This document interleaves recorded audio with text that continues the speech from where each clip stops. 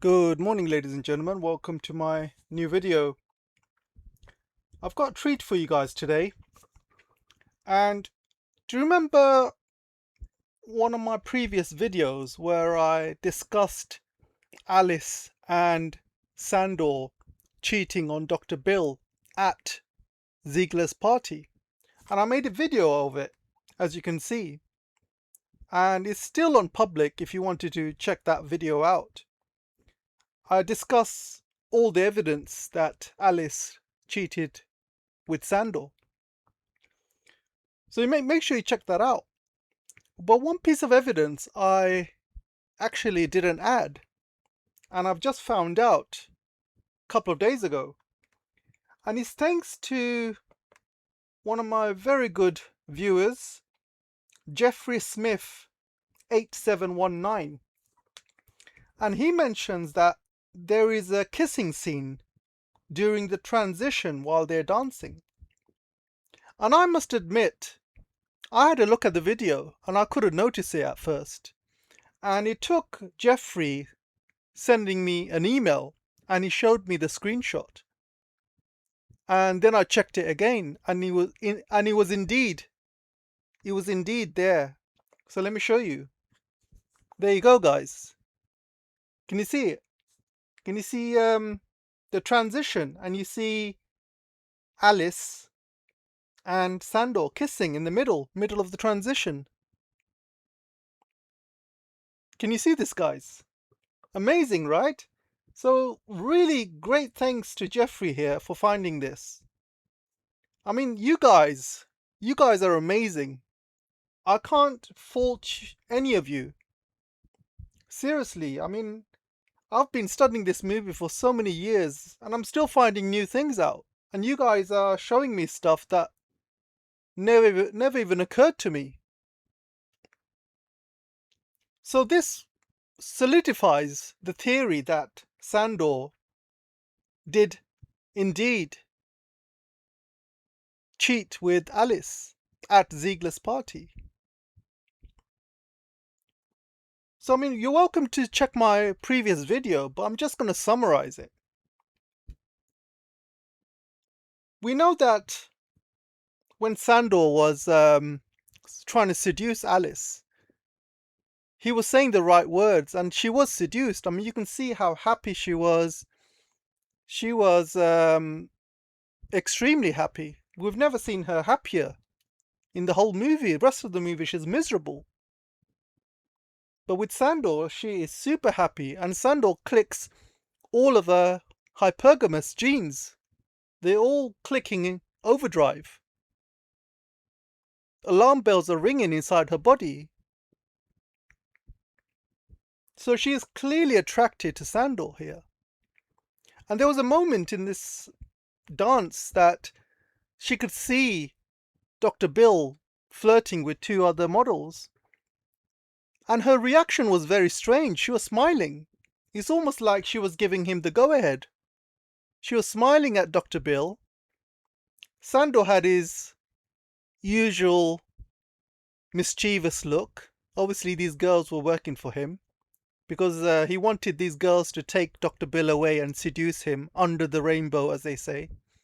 Take him to hell while he does the business with his wife, Alice.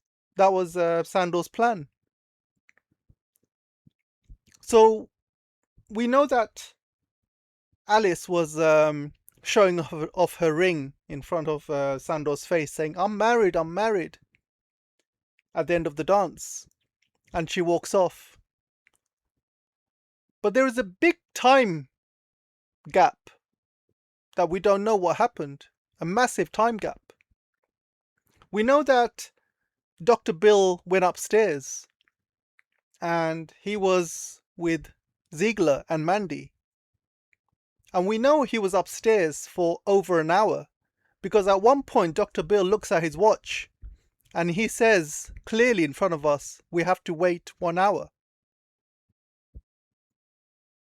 And we know that 1 hour is very important because if we fast forward 1 hour from the moment Alice says now, because she says to Zandor, maybe but not right now. And she says it very slowly for us to click on. And if you fast forward 1 hour from the moment she says now, we reach the mansion party at the balcony where there's two figures with the masks. And this is how you know this is Zandor and Alice. And she's wearing a teardrop earring, and one of the masks she wears at the mansion party is showing off teardrop in her mask. So we can link both those scenes together. But the burning question is what happened during that 1 hour? Because there's a huge gap. When we're upstairs with Dr. Bill, he says to Ziegler, we have to wait 1 hour, and he looks at his watch. So we know that, Alice basically was waving off her hands, showing off her ring, her wedding ring, saying, I'm married, I'm married. So there's a whole hour we don't know what happened downstairs. My guess is she was walking around looking for Dr. Bill, and she couldn't find him. And I think that she assumes that Dr. Bill went off with those two models, because when she last saw Dr. Bill, he was flirting with those models. And she probably assumed that Dr. Bill went off with those models to, do things with them. And Zandor being Zandor, he's not going to give up on the prize. He is one guy who doesn't like to take no for an answer. He would never give up. I mean, look at Zandor. He's a tall, dark, handsome guy. He's got everything. He's rich, he's powerful. He's not going to sit there and take a woman saying no to him. He's going to keep trying. So at this point, he probably would have approached her again, and he would have said something like, "Where's your husband?" And she would have been like, "I don't know, I can't find him." And maybe he would say something like, "Perhaps he's with those two models. And while he's having fun, why don't we go and have fun and look at, Ziegler's sculpture collection upstairs?" So at this point, she probably thought, if her husband's having fun with those two girls, she might as well go upstairs with Zandor. I believe that's what happened within that hour that we've missed. It's a whole hour, guys, that, Dr. Bill was upstairs waiting for Mandy to come round. And within that hour, they could have easily gone upstairs to see Ziegler's private sculpture collection, some of his private art collection. And then while doing that, they could have done certain things, if you know what I'm talking about. And this is why we get the music. Baby, she did a bad, bad thing when she gets back home. And what do we see Alice do after that? She starts to project. Because what happens in relationships, especially if you're dating somebody who's a narcissist, for example. I'm not saying Alice is a narcissist here, but I have dated narcissists. They would cheat on you. They would literally cheat on you, and then they will start blaming you and accuse you of cheating. That's what they do. It's called projection. And they project their sense of guilt and make you feel like you're the bad guy. It's what they do. It's a common narcissistic trait. And I'm not blaming Alice here. I mean, this can be done by women and by men. Both can be equally bad. But you have to understand that Stanley Kubrick was a master of psychology. So what Alice was doing with Dr. Bill, it was projection, and plus she feels that she's found something better in Zandor. He's taller than her, he's got more money, he's probably unlimited money, because if this guy is rubbing shoulders with the Rothschilds, we're talking unlimited money and power here. So she was projecting, and not only that, she was self-sabotaging her relationship. Because if you know, I'm not going to advise you ladies here. If you tell your husband suddenly, you would run off with a naval officer, whether it was a dream or whether it was a real, expect the divorce papers to come through the door. It's not something you would say to your husband. There's other red flags in the movie, guys. And I have pressed this in the last few videos.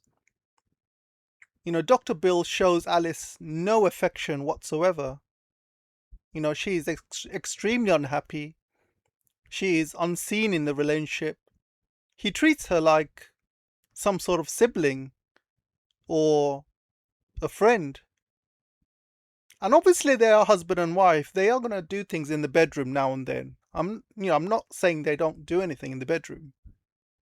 But that could be just, to satisfy lust or something.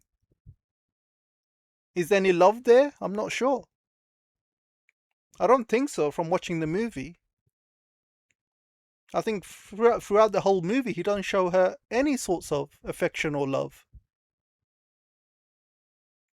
Lust is different, guys. I'm talking about love here, real burning desire for your partner. It's almost like something Alice had wanted, to be honest. I mean, I just can't stop thinking about the moment where she's dancing with Zandor and she's watching Dr. Bill, flirting with those two girls, and she's smiling, she's happy. It's almost like her plans are going into motion, and this is exactly what she wanted. She wanted to go off with Zandor, and she wanted Dr. Bill to be with other women and be happy. I believe that Alice, I mean, don't quote me on this, but I believe Alice is with Dr. Bill because of his money. Because there is no love and affection. She's extremely unhappy in the relationship. He hardly spends any time with her because he's always at work. He does house calls in the evening. When he does see her, he doesn't see her. He doesn't listen to her. There's nothing there in that relationship. And I do believe she's with Dr. Bill because of money. We know she loves money because she knows where his wallet is.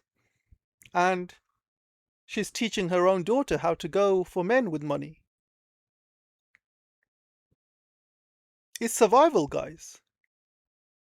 You can't blame her. And I'm not saying all women are like this. Women can be attracted to various different ways. It just depends on the woman. But there is a fact that, some women like money. And again, this is not a dig at women here. Men can be even worse. They might not go after your money, but they'll certainly go after your body.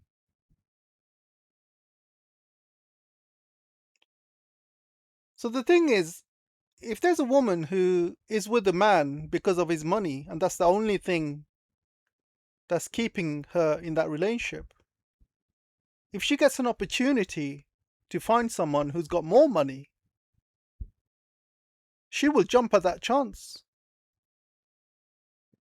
Because there's nothing else holding that marriage together. And I think this is what's happened. I think Alice's hypergamy alarm bells have been set off, and they're going into overdrive. And this is the reason why she started projecting with Dr. Bill. She started self-sabotaging. She was happy he was talking to those models. And by the middle of the movie, she ends up at the mansion party with Zandor. In her mind, the marriage is over.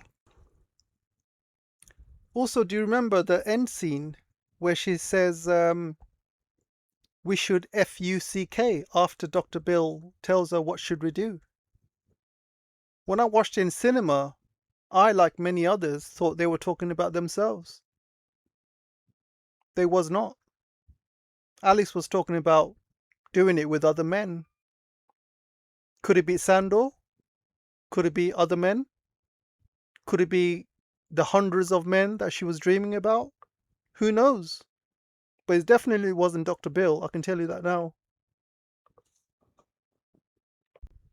I think that end moment where she says, we should both FUCK, was an open invitation to have an open marriage.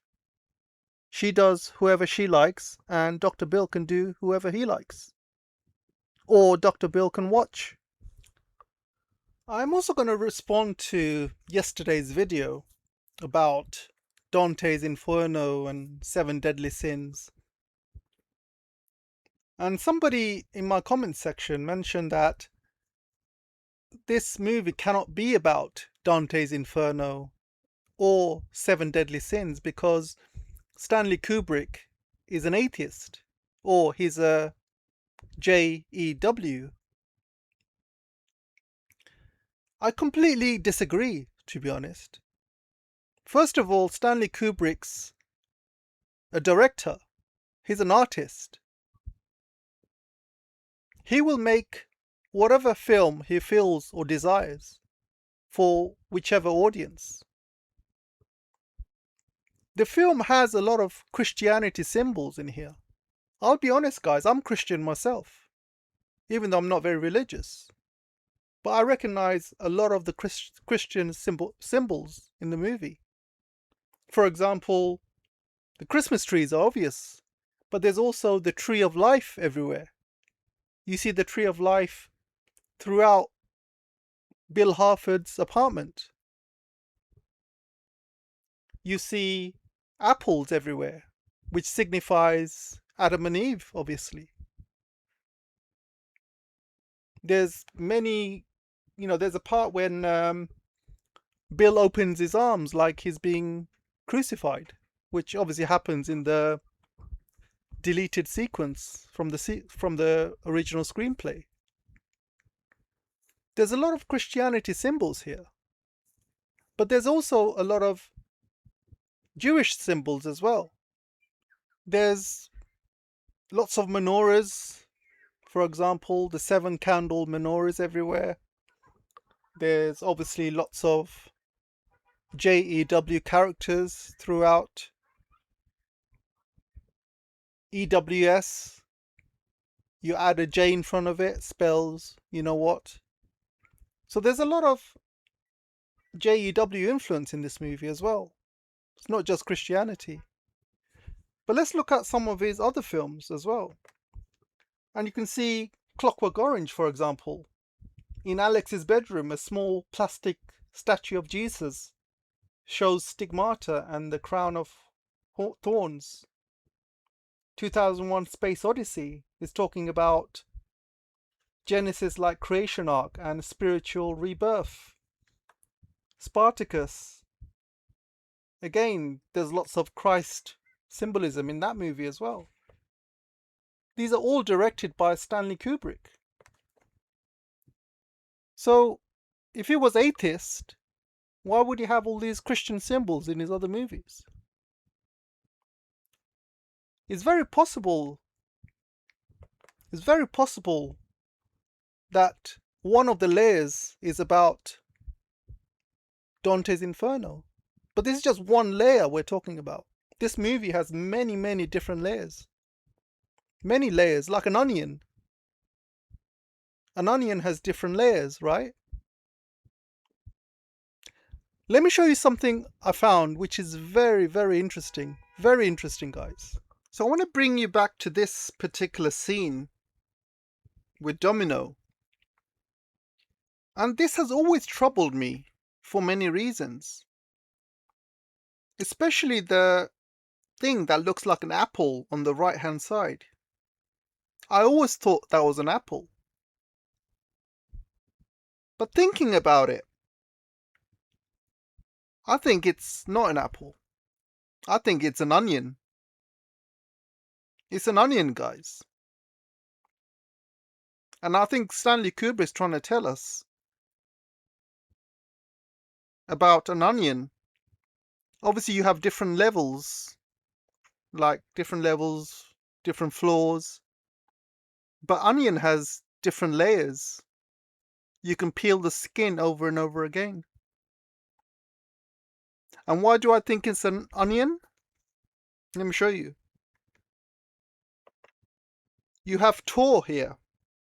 And TOR, if you look at the TOR logo, it's very similar to that picture. And if you go to the TOR website, I'm on the TOR website at the moment. And if you go down on the TOR website, look what you see. Look at this image. What does that remind you of? You guessed it. This is in the mansion party. Do you remember Red Cloak? And he's got 2 guards on either side of him. Well, those 2 guards look like that. See how it's all relating, guys? This is on the TOR website. I'm not joking. So why is the TOR website on this movie? We know that Stanley Kubrick has got lots of signs of CP everywhere in this movie. And we all know what TOR is used for. Is it starting to make sense? I'll show you some more clues, shall I? So, look at this shot. Can you see right at the back where it says auto repair? Look at the sign, what it says to the left of that. In black and yellow, it says CP. That is not there as an accident.